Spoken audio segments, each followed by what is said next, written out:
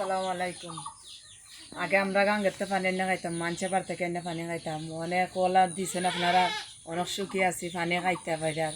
মানুষেও নেখা আর আপনারা দোয়া করবো সবাই মিল্লা। আসসালামু আলাইকুম। দাওইতেন একদিন হয়েছে না